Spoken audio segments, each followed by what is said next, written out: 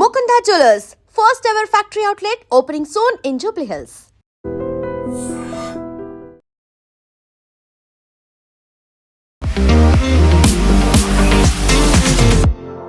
So Shashi Tharoor మెల్లిమెల్లిగా BJP వైపు వస్తున్నారు అనడానికి ఆయన అన్నటువంటి ఇంకొక మాట రీజన్ అనేది కాంగ్రెస్ అయితే చెప్తుంది చాలా క్లియర్గా. గతంలో ప్రతిసారి బీజేపీని సపోర్ట్ చేస్తూ వచ్చారు, లేకుంటే వెనకేసుకుంటూ వస్తున్నారు అనుకున్నప్పుడు తిరువనంతపురంలో ఇప్పుడు బీజేపీ కార్పొరేషన్ ఎన్నికల్లో గెలుచుకుంది, మేయర్ కాబోతున్నారు అనుకున్నప్పుడు మార్పుకు సంకేతం అనేటువంటి మాట. Is he accepting BJP emerge అవుతోంది అనే మాటని? శశి థరూర్ 4 సార్లు గెలిచారు అక్కడి నుంచి లోక్సభ ఎలక్షన్ తిరువనంతపురం నుంచి. ఎస్పెషలీ మలబార్ ఏరియాలో Kerala population is going in negative చాలా సంవత్సరాల నుంచి, అంటే రీప్లేస్మెంట్ లెవెల్ అంటాం మనం ఇప్పుడు. ట్రివాండ్రం గెలవడం అనేది నేషనల్ మీడియాలో కూడా చాలా చర్చలకు వచ్చినాయి. మోదీ గారు మలయాళంలో ట్వీట్ చేశారు, మునంబం ఈజ్ అ స్మాల్ చిన్న ఒక విలేజ్, కోస్టల్ విలేజ్ కొచ్చిన్ దగ్గర. దానికి ఒక పాత హిస్టరీ ఉంది. 1950s విగ్రహాన్ని మొత్తం ఇరగొట్టారు అక్కడ కొందరు వచ్చి. స్ట్రాంగ్ రీజన్ ఏంటంటే కవిత గారు, కేరళ బీజేపీ అనగానే ఇట్స్ ఫ్యాక్షన్ లెడ్. దీని గురించి నిర్మలా సీతారామన్ పార్లమెంట్లో మాట్లాడు, నోకు కూలి అని ఇంకో కాన్సెప్ట్ ఉంది కేరళలో. ఇప్పుడు ట్రివాండ్రం డెవలప్ చేయడానికి ఇప్పుడు మోదీ గారు ఏమన్నారంటే నేను డెవలప్ చేసి చూపిస్తాను మీకు. నమస్తే, నేను Kavitha. Welcome to I dream news and నిషాలు. కేరళలోని తిరువనంతపురంలో కార్పొరేషన్ ఎన్నికల్లో బీజేపీ తన జెండాను ఎగురవేసింది. కేరళ నుంచి తొలి woman IPS officer and DGP అయినటువంటి శ్రీలేఖ మేయర్ కాబోతోంది అనేటువంటి వార్తలు ఇప్పుడు చక్కర్లు కొడుతున్నాయి. At the same time Thiruvananthapuram MP Shashi Tharoor మాటల్లో అయితే మార్పు మొదలైంది అనేది. ఇది దేనికి సంకేతం? రాబోయేటువంటి కేరళ అసెంబ్లీ ఎన్నికల్లో బీజేపీ ఎలాంటి సత్తా చూపించబోతోంది? మనతో పాటుగా ఉన్నారు సీనియర్ జర్నలిస్ట్ సురేష్ కొచ్చాతిల్ గారు. సార్ నమస్తే. సో శశి థరూర్ మెల్లిమెల్లిగా బీజేపీ వైపు వస్తున్నారు అనడానికి ఆయన అన్నటువంటి ఇంకొక మాట రీజన్ అనేది కాంగ్రెస్ అయితే చెప్తుంది చాలా క్లియర్గా. గతంలో ప్రతిసారి బీజేపీని సపోర్ట్ చేస్తూ వచ్చారు, లేకుంటే వెనకేసుకుంటూ వస్తున్నారు అనుకున్నప్పుడు తిరువనంతపురంలో ఇప్పుడు బీజేపీ కార్పొరేషన్ ఎన్నికల్లో గెలుచుకుంది, మేయర్ కాబోతున్నారు అనుకున్నప్పుడు మార్పుకు సంకేతం అనేటువంటి మాట. Is he accepting BJP emerge అవుతోంది అనే మాటని? శశి థరూర్ 4 సార్లు గెలిచారు అక్కడి నుంచి లోక్సభ ఎలక్షన్ తిరువనంతపురం నుంచి. దానికి గెలవడానికి కారణం కూడా ఉన్నాయి, చాలా మటు కారణాలు ఉన్నాయి. ఒకటి, అదొక కాంగ్రెస్ స్ట్రాంగ్ హోల్డ్ ఉండే చాలా సంవత్సరాల నుంచి. అక్కడ బీజేపీ ఇప్పుడు దాకా ఒకటే అసెంబ్లీ సెగ్మెంట్ గెలిచారు, దాంట్లో నేమం అని చెప్పి ట్రివాండ్రంలో O Rajagopal garu I think 2 elections ముందు అసెంబ్లీ ఎలక్షన్ గెలిచారు ఒకసారి. దాని తర్వాత బీజేపీ ఓడిపోయారు. ఎందుకంటే నేమంలో క్యాండిడేట్ బీజేపీ పెట్టంగానే CPM that is left front లేకుండా కాంగ్రెస్ విత్డ్రా చేసుకుంటారు వాళ్ళ క్యాండిడేట్స్. అప్పుడు ట్రైపార్టీ కాంటెస్ట్ కాకుండా డైరెక్ట్ కాంటెస్ట్ అయిపోతుంది, లేకుండా వీక్ క్యాండిడేట్ని పెడతారు వాళ్ళు కావాలని చెప్పి. అప్పుడు బీజేపీ ఓడిపోతారు. వాళ్ళు ఫస్ట్ ఎలక్షన్స్ నేర్చుకున్నారు. రాజగోపాల్ గారు గెలిచిన టైంలో 2 స్ట్రాంగ్ క్యాండిడేట్స్ ఉండే, సిపిఎంది కాంగ్రెస్ది. దానికోసం ఓడిపోయారు అక్కడ. రాజగోపాల్ గారు గెలిచారు. ఈసారి శశి థరూర్ గారు చెప్పిన స్టేట్మెంట్ చాలా మటుకు లోడెడ్ స్టేట్మెంట్. ఆయనకు తెలుసు ట్రివాండ్రం పాలిటిక్స్ ఏనో అని, తిరువనంతపురం పాలిటిక్స్. ఈ తిరువనంతపురం సిటీ ఒక Hindu stronghold, especially Nair Menon community which I come from also, Kshatriya community Nair Menon. Shashi Tharoor is also a Nair. కానీ ట్రివాండ్రం టౌన్ నుంచి మీరు బయటికి వెళ్ళంగానే towards Vizhinjam, towards the port area and all that, Vizhinjam area, అక్కడ వెళ్ళంగానే మీకు లాటిన్ క్యాథలిక్స్ కనిపిస్తారు. వాళ్ళ ఓట్లు బీజేపీకి పడదు. దానికో ఎప్పుడైనా మీరు లోక్సభ కౌంటింగ్ జరిగినప్పుడు చూడండి, ఈవెన్ రాజీవ్ చంద్రశేఖర్ లీడింగ్ ట్రివాండ్రం టౌన్లో ఉంటారు. లాస్ట్ 4-5 రౌండ్లు ఉన్నప్పుడు మళ్ళీ ఓడిపోతారు. ఎందుకంటే it goes to the Latin Catholic area. అది చాలా సంవత్సరాల నుంచి, ఎందుకంటే కాంగ్రెస్ హయాం నుంచే బీజేపీ వాళ్ళు క్రిస్టియన్స్ మీద అత్యాచారాలు చేస్తున్నారు. బీజేపీ అప్పుడు పాత ఒక బెంగాల్ కేసు ఉండే, చర్చలు తగలబెట్టారు, మణిపూర్లో చేస్తున్నారు, ఛత్తీస్గఢ్లో నన్స్ను కొడుతున్నారు అని చెప్పి కాన్స్టెంట్లో కేరళ మీడియాలో ఇదే నడుస్తుంది. మనం ఎక్కడ మీడియాలో కనిపించేది ఈ న్యూస్, కేరళలో కనిపిస్తుంది. చిన్న ఒక ఇన్సిడెంట్ జరిగితే చాలు నార్త్ ఇండియాలో, ఎక్కడో ఒక క్రిస్టియన్ ఇన్స్టిట్యూషన్నో లేకుంటే ఒక కన్వర్షన్ దాన్ని ఆపినారంటే దాన్ని పెద్ద ఇష్యూ చేస్తారు. కేరళలో బీజేపీ వాళ్ళు చేపిస్తున్నారని చెప్పి కాంగ్రెస్ వాళ్ళు, అక్కడున్న Asianet news which ironically is owned by Rajeev Chandrasekhar, అక్కడున్న మనర్మ, మళ్ళీ ఏం చెప్తారు మీడియా వన్, జై హింద్ టీవీ కాంగ్రెస్ వాళ్ళ news channel, Kairali news channel owned by CPM, వీళ్ళందరూ except Janam TV which is a right wing, BJP right wing ఉన్న ఛానల్, మిగతా అందరూ ఈ కథ చెప్పుకుంటూ పోతారు. కేరళలో టోటల్ కేరళలో Hindu population as per the last census around 46% ఉండే. ఈ సెన్సస్లో అది తగ్గి 43కి వచ్చేస్తుంది. Which will happen in another 2 years. దానికన్నా తక్కువ వెళ్తే కూడా నేను ఐ వోంట్ బి సర్ప్రైజ్డ్. ఎందుకంటే ముస్లిం పాపులేషన్ చాలా పెరుగుతుంది కేరళలో, ఎస్పెషలీ మలబార్ ఏరియాలో. Kerala population is going in negative చాలా సంవత్సరాల నుంచి. అంటే రీప్లేస్మెంట్ లెవెల్ అంటాం మనం ఇప్పుడు. అంటే చనిపోయిన వాళ్ళకన్నా తక్కువ మంది పుడుతున్నారు. That is the fertility level replacement తగ్గిపోతుంది. So that Tamil Nadu is already achieved it same thing. కానీ కేరళలో ఒక్క డిస్ట్రిక్ట్లోనే population is +15%, which is Malappuram, which is is completely Muslim dominated constituency. ఈ మలప్పురం అనే కాన్స్టిట్యున్సీ క్రియేట్ చేసింది ఈఎంఎస్ నంబూద్రిపాడ్. ఫస్ట్ కేరళలో first communist government in the world, వాళ్ళ చీఫ్ మినిస్టర్. అప్పుడు దాకా ఒక కాన్స్టిట్యున్సీ లేకుండా మలప్పురం. ముస్లిమ్స్ అప్పుడు ఏం డిమాండ్ చేశారంటే, అప్పుడున్న ఆల్ ఇండియా ముస్లింలు ఇప్పుడు కూడా ఉన్నారు వాళ్ళు, ఐయుఎంఎల్, ముస్లిమ్స్కి సపరేట్ ఒక డిస్ట్రిక్ట్ కావాలని చెప్పి అడిగారు. ఆలోచించండి, రేపు హిందువులు వచ్చి అయోధ్య సపరేట్ మాకు డిస్ట్రిక్ట్ కావాలంటే ఏం జరుగుతుంది? అట్లనే అయోధ్య అని కాదు, ఎనీ ప్లేస్ అట్లా చెప్తే EMS agreed and made Malappuram district. వాళ్ళ కోసం చేశారు. అక్కడ ఒక టైంలో ఫ్రైడే హాలిడే ఉంటుండే, ఇప్పుడు కూడా ఉన్నాయి చాలా ప్లేసెస్లో. ఫ్రైడే 2 hours బ్రేక్ ఇస్తారు పిల్లలకి మస్జిద్కి వెళ్ళడానికి. ముందు హాలిడే ఇస్తుండే ఏరియాలో. ఈ రంజాన్ టైంలో, ఫాస్టింగ్ టైంలో హోటల్ తెరవరు, no hotel will be open. అదన్నీ నడుస్తుంది అక్కడ. ఎనీవే అది చాలా మటుకు మార్పులు వస్తున్నాయి అక్కడ కూడా. చూస్తున్నాం మనం మెయిన్గా అంటే ట్రివాండ్రంలో ఈసారి 50 సీట్లు గెలిచారు. 101 is the total number of seats. బీజేపీకి లాస్ట్ టైం 45 అంతా వచ్చింది, ఈసారి 50 వచ్చినాయి అన్నమాట. దే హ్యావ్ ఇంప్రూవ్డ్ డ్రాస్టిక్లీ వాళ్ళ పర్ఫార్మెన్స్. మోర్ ఇంపార్టెంట్లీ అది కాకుండా పాలక్కాడ్ మున్సిపల్ కార్పొరేషన్ కూడా వాళ్ళు రిటైన్ చేసుకున్నారు. 3rd time Palakkad, which is bordering Tamil Nadu, Coimbatore వైపు నుంచి. 3వది వాళ్ళు గెలవాలి ఉండేది Pandalam, which is the seat of lord Ayyappa, from where వాళ్ళ royal family is hailing from Pandalam family. అక్కడ బీజేపీ ఓడిపోయారు ఈసారి. ఓడిపోవడం అంటే they didn't get a majority. అది లోకల్ పాలిటిక్స్ ఉన్నాయి, అక్కడున్న బీజేపీలోనే చాలా ఫ్యాక్షన్స్ ఉన్నాయి, అది ప్రాబ్లం వస్తుంది. సో ట్రివాండ్రం గెలవడం అనేది నేషనల్ మీడియాలో కూడా చాలా చర్చలకు వచ్చినాయి. మోదీ గారు మలయాళంలో ట్వీట్ చేశారు, రాజ్నాథ్ సింగ్ ట్వీట్ చేశారు, అమిత్ షా గారు ట్వీట్ చేశారు. అంటే వై ఇస్ బీజేపీ ఇంత ట్రివాండ్రం ఒక మున్సిపల్ కార్పొరేషన్ గెలవడం ఏదో ఒక లోక్సభ సీట్ గెలిచినట్టు చేస్తున్నారు. ఎందుకంటే బీజేపీ ఒకటే లోక్సభ సీట్ ఉంది, which is from Thrissur, my home town, Suresh Gopi. అక్కడ కూడా బీజేపీ గెలవడం కారణం సురేష్ గోపికి క్రిస్టియన్స్ ఓటేశారు.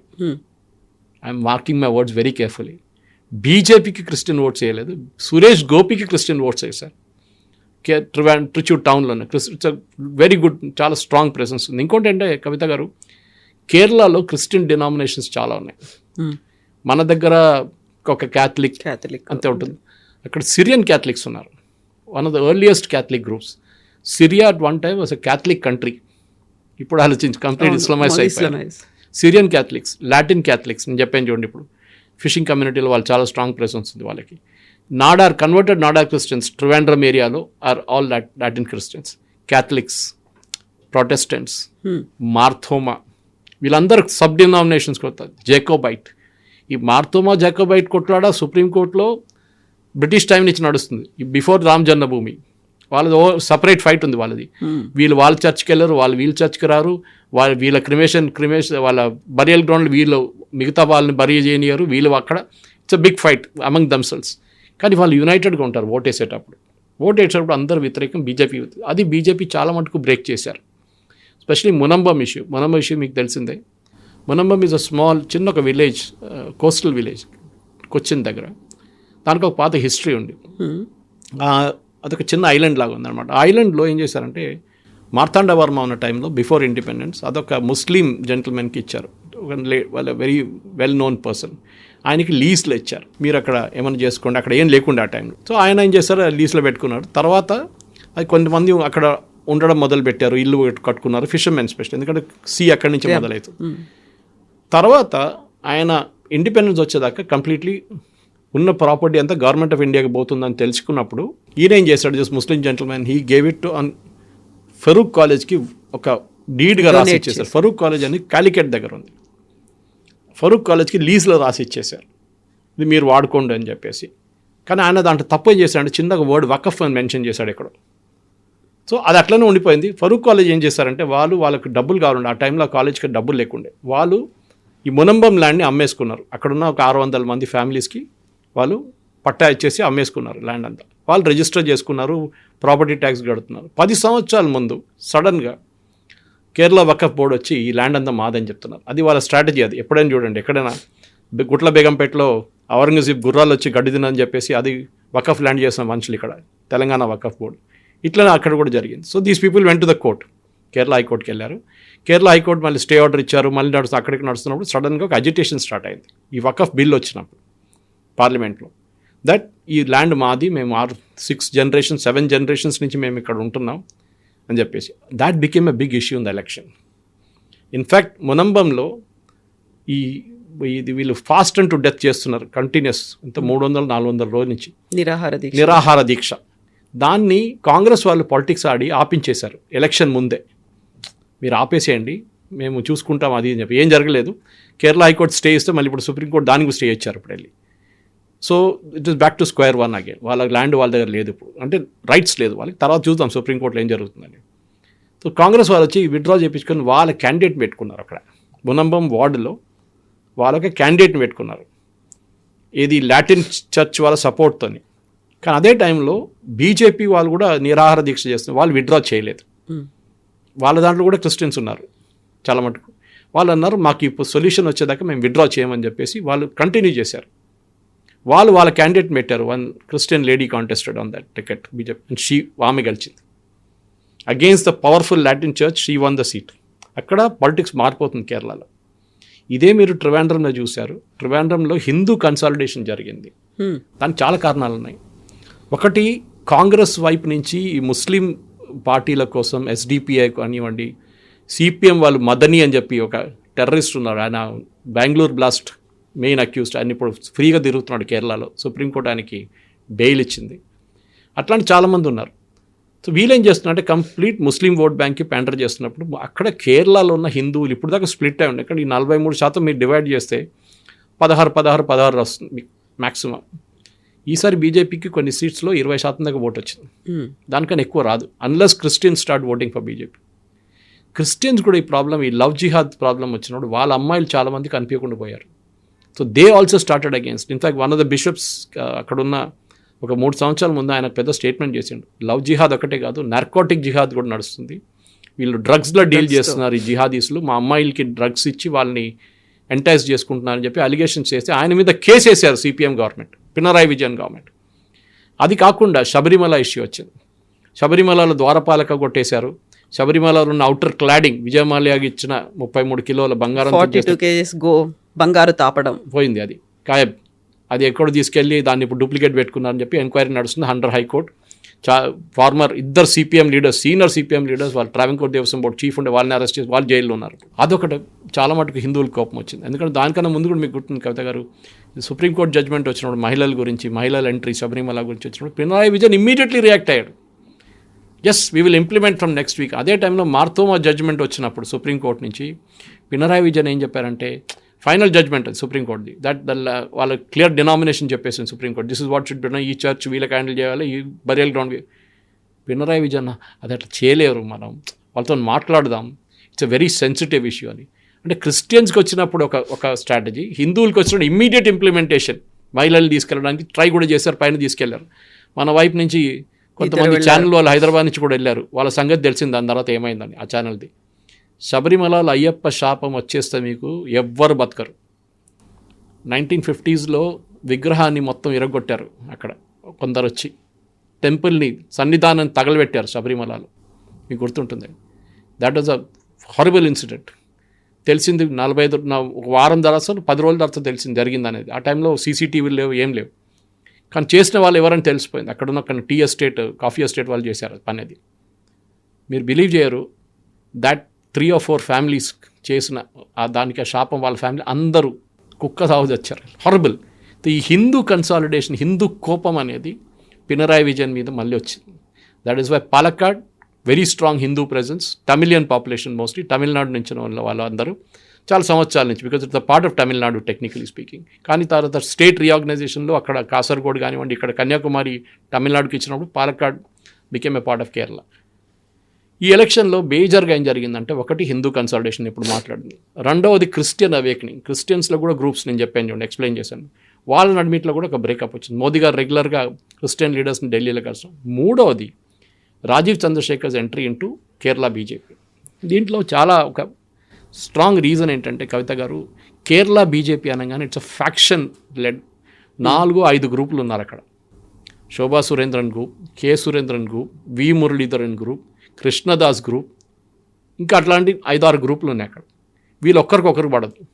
కె సురేంద్రన్ ప్రెసిడెంట్గా ఉన్నారు recent, till Rajeev was appointed. ఆయన ఉన్న టైంలో శోభా సురేందర్ని లేనిపోయిన కాన్స్టిట్యున్సీకి పంపిస్తారు ఎలక్షన్ పోటీ చేయడానికి. ఒకసారి ఒక్క కాన్స్టిట్యున్సీలో పంపిస్తారు, నెక్స్ట్ టైం ఇంకో కాన్స్టిట్యున్సీలో పంపిస్తారు ఆమెను కావాలని చెప్పి. కానీ ఆమెకు ఒక కెపాసిటీ ఉంది, ఎక్కడ వెళ్ళినా కానీ ఓటు డబుల్ చేసుకుంటుంది. లాస్ట్ టైం బీజేపీకి 1,00,000 ఓట్లు వచ్చిందంటే ఆర్టికల్ అని చెప్పి దీనికన్నా ముందున్న దాంట్లో డబుల్ చేసుకుంది ఆమె, 2 లక్షలు చేసుకుంది అక్కడ. సో ఆమెని కానీ పైకి రానియలేదు వీళ్ళు. ఆమెనేమో మోదీ గారు వచ్చినప్పుడు మోదీ గారు మెన్షన్ చేసి స్టేజ్లో కూర్చోబెట్టారు, అది వీళ్ళకి కోపం వచ్చింది త్రిశూర్కి వచ్చినప్పుడు.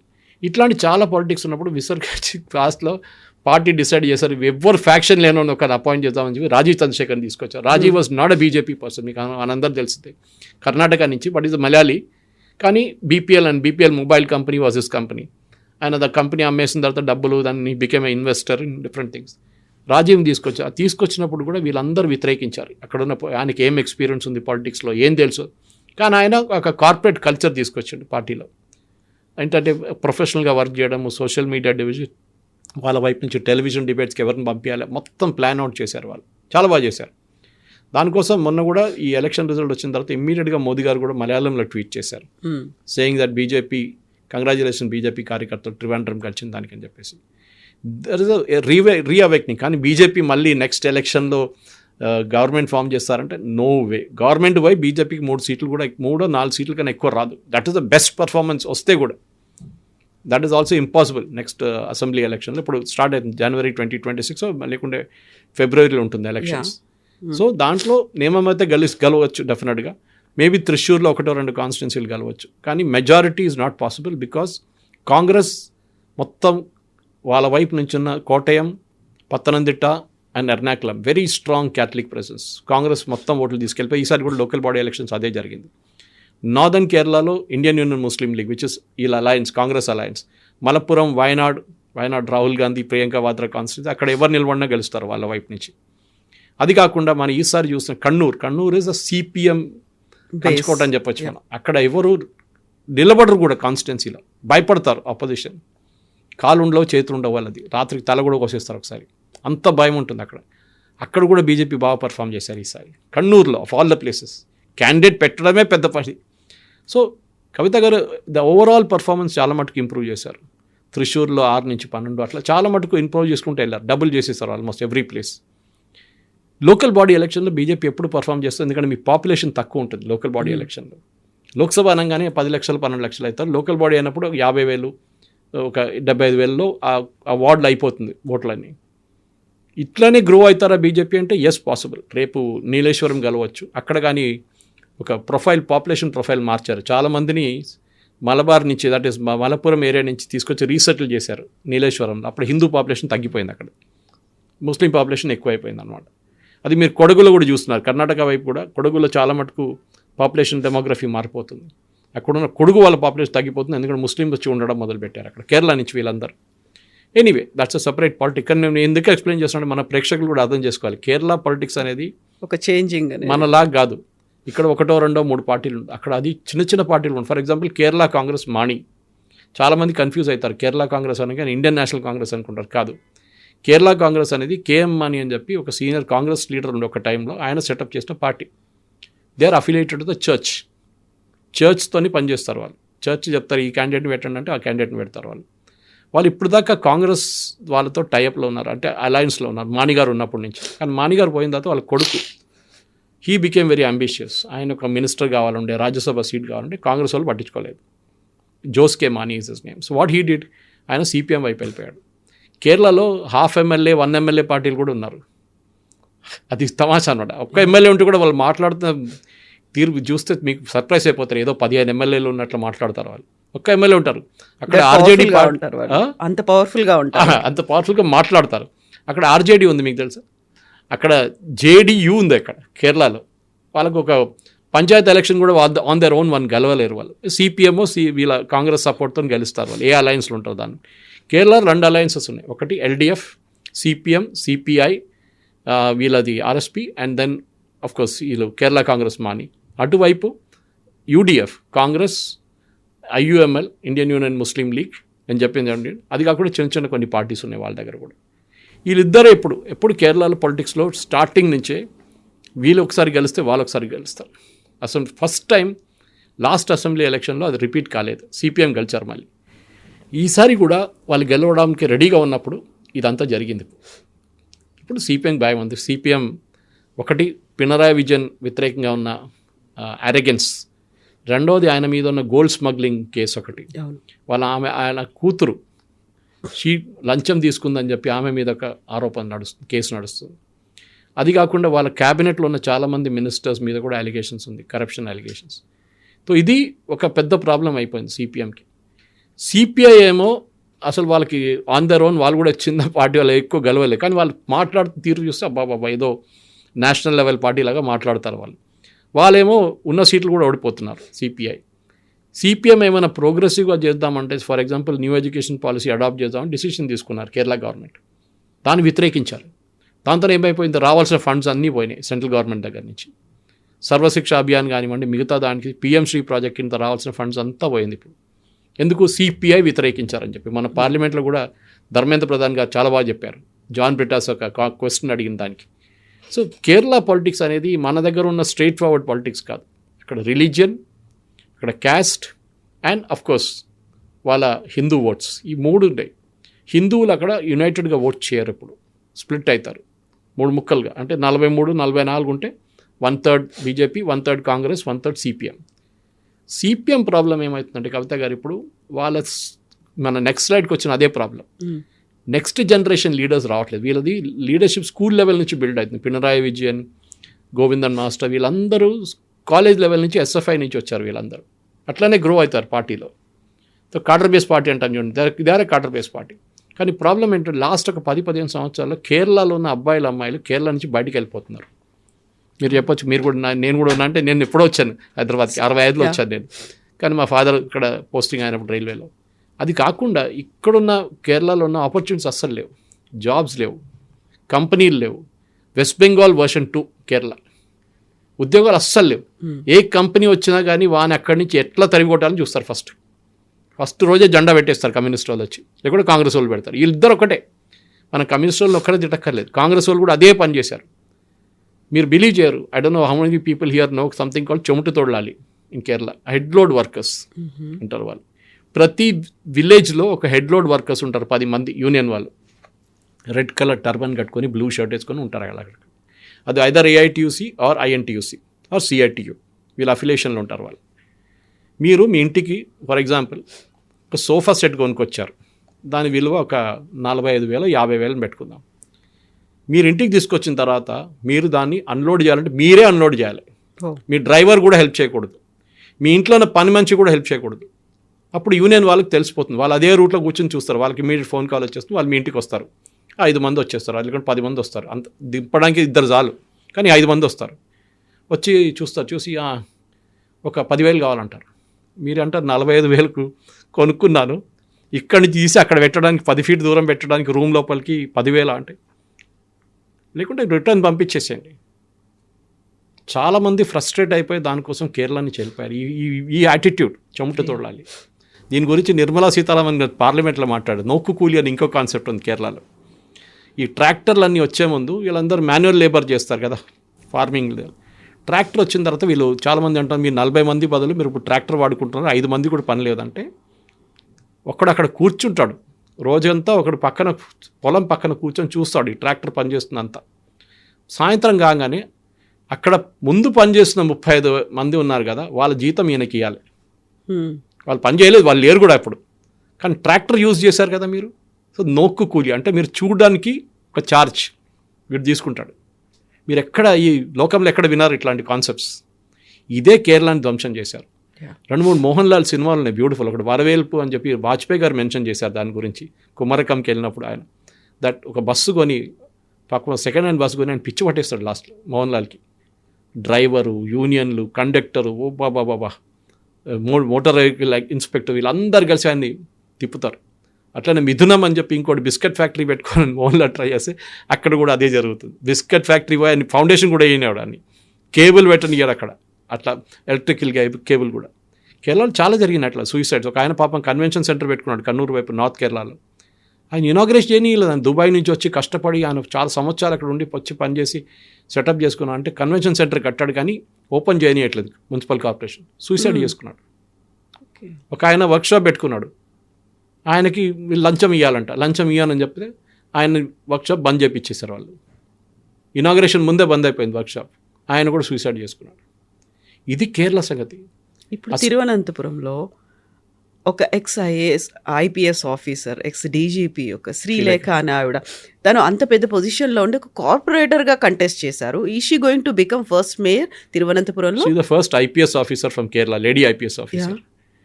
చాలా ethically correct lady. And BJP join చేసినప్పుడు ఆమె మీద పర్సనల్ అటాక్లు మొదలైనాయి. ఇన్ఫాక్ట్ ఎస్టర్డే ప్రెస్ కాన్ఫరెన్స్లో కూడా ఆమె చెప్పింది మలయాళం ఛానల్స్లో, నా మీద చాలా ఆరోపణలు చేశారు, లేనిపోయిన పాత ఆరోపణలు అన్నీ నా మీద మళ్ళీ మొదలుపెట్టారు, నేను పోటీ చేశాను, గెలిచాను, మేయర్గా అపాయింట్ అవుతారో లేదని నాకు తెలియదు.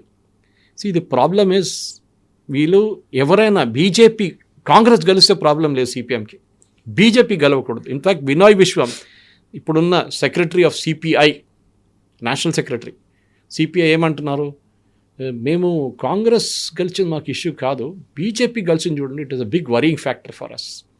So Sreelekha's win is also like that. ఎందుకంటే ఈసారి బీజేపీ వైపు నుంచి చాలామంది మహిళలు గెలిచారు, చాలామంది. ఎందుకంటే ఒకటైతే రిజర్వేషన్ సిస్టమ్ ఉంది అక్కడ మహిళలకి 33, అది కాకుండా వాళ్ళు నామినేట్ కూడా చాలా బాగా చేశారు. మంచి మంది, ఒక డెలివరీ ఉమెన్ ఉండే, ఈ స్విగ్గీ డెలివరీ చేస్తుంది, ఆమె కూడా పోటీ చేసింది ఎలక్షన్ బీజేపీ వైపు నుంచి. సో అట్లాంటి ఎడ్యుకేటెడ్ పీపుల్ అక్కడ ఉన్నారు. కానీ వాళ్ళకి ఏంటంటే కవిత గారు నేను చెప్పినట్లు ఆపర్చునిటీస్ లేవు అక్కడ. ఇప్పుడు ట్రివాండ్రం డెవలప్ చేయడానికి ఇప్పుడు మోదీ గారు ఏమన్నారంటే, నేను డెవలప్ చేసి చూపిస్తాను మీకు, less like Suresh Gopi is doing in Thrissur, my home town. కొత్త రైల్వే స్టేషన్ కడుతున్నారు, అది రీమోడల్ చేస్తున్నారు, సిటీలో చాలా మటుకు మార్పులు తీసుకొస్తున్నారు. కానీ దాని అన్నిటికీ వీళ్ళు పొల్లలు పెడతారు సిపిఎం వాళ్ళు, లేకుంటే కాంగ్రెస్ వాళ్ళు, ఎవరు ఉంటారు వాళ్ళు. ఇప్పుడు మున్సిపాలిటీ సిపిఎం దగ్గర ఉంది, ఇప్పుడు ఈసారి కాంగ్రెస్ గెలిచారు. They will do something, they will definitely make Modi's life miserable. కానీ మోదీ గారు చెప్పారు, మేము డెవలప్మెంట్ చేసి చూపిస్తాం మీకు. ఒక ట్రివాండ్రం మున్సిపల్ కార్పొరేషన్ మా దగ్గర ఉంది కదా, వీ విల్ డూ. అక్కడ దీనికన్నా ముందు ఒక మేయర్ ఉండే, ఆర్యా రాజేంద్రన్ అని చెప్పి, ఇప్పుడు ఆమె ఎప్పుడే మేయర్, ఆమె she'll not have to resign now CPM వైపు నుంచి. ఆమె అరెగెన్స్తోనే ఓడిపోయారు సిపిఎం కూడా తప్పట్లేదు. ఆమె అరెగెన్స్ అంటే ఆమె she is the youngest mayor in the world by the way, 26 సంవత్సరాలు అంతే. పెద్ద స్టోరీ ఉండే ఆమె ఎలక్ట్ అయినప్పుడు 5 సంవత్సరాల ముందు. కానీ ఇప్పుడు ఏం జరిగింది, ఆమె అరెగెన్స్, ఒక బస్సు ఒకరోజు మున్సిపల్ కేఎస్ఆర్టీసీ బస్సు ఆమె కార్ని ఓవర్టేక్ అని చెప్పింది, ఆమె ఆపి బస్ డ్రైవర్ని కొట్టారు, షీ అండ్ హర్ హస్బెండ్. ఆ రోజు డిసైడ్ చేసుకున్నారు కేరళ ప్రజలు, ఎస్పెషల్లీ ట్రివాండ్రం వాళ్ళు, వీళ్ళని ఎప్పుడు కలిపేయకూడదు, వీళ్ళ అహంకారం అని చూడండి, అది కిందకి దింపాలని చెప్పి ఈసారి కావాలని చెప్పి సిపిఎం 40 సంవత్సరాల తర్వాత ఫస్ట్ టైం కాంగ్రెస్ కూడా గెలవలేదు అక్కడ, ఫస్ట్ టైం 40 సంవత్సరాల తర్వాత బీజేపీ గెలిచింది అక్కడ. అంటే సిపిఎంని అక్కడ నుంచి కిందకి దింపారు వీళ్ళు. అంటే ఆ ప్రజలకి, ట్రివాండ్రం ప్రజలు చూపించిన అదే ఏం చెప్తారు, ఒక డిసిషన్ ఉంటే ఇంకా కేరళలో ఉన్న మిగతా టౌన్స్ కూడా బాగుపడతారు. Unfortunately Thrissur, despite Suresh Gopi being MP, అక్కడ బీజేపీ గెలవలేదు. అక్కడ సీట్లు ఇంక్రీజ్ చేసుకున్నారు, కార్పొరేషన్లో వార్డులు ఇంక్రీజ్ చేసుకున్నారు, 12 అయింది ఇప్పుడు, కానీ గెలవలేదు అక్కడ, మెజారిటీ రాలేదు వాళ్ళకి, రాదు కూడా. ఎందుకంటే అక్కడ చాలా మటుకు it's CPI strong hold, not CPM. అది కాకుండా చర్చ్ ఇన్ఫ్లుయెన్స్ చాలా ఉంది. సో ఈ మణిపూర్ ఇన్సిడెంట్ తర్వాత, ఛత్తీస్గఢ్లో జరిగిన ఇన్సిడెంట్ తర్వాత చాలా మటుకు చర్చ్లో ఉన్న కొన్ని బిషప్స్ అంతా ఓపెన్గా కాంగ్రెస్ని సపోర్ట్ చేశారు దాంట్లో. సో కేరళ అనేది ఇట్స్ అ కాల్డ్రమ్ ఆఫ్ పాలిటిక్స్ అంటారు. ఇది అంత ఈజీ కాదు డెసిఫర్ చేయడానికి. ఎన్ని రిలీజియస్ గ్రూప్స్ ఉన్నాయో, ఎన్ని పొలిటికల్ గ్రూప్స్ ఉన్నాయో, ఎన్ని మైనారిటీ గ్రూప్స్ ఉన్నాయో, దాంతో చూడాల్సింది. అండ్ ఒక నార్మల్ స్టేట్ లాగా కాదు కేరళ ఎలక్షన్ పర్ఫామ్ చేసేది. ఒకసారి లోక్సభకి ఒక రిజల్ట్ వస్తుంది, ఒకసారి అసెంబ్లీకి ఇంకో రిజల్ట్ వస్తుంది, ఇప్పుడు కార్పొరేషన్ రిజల్ట్ ఇంకోటి వచ్చింది. Yes sir. సో నెక్స్ట్ 2026లో ఏం జరుగుతోంది అనేది మనం వెయిట్ చేయాల్సిందే. Thank you so much sir. Thank you.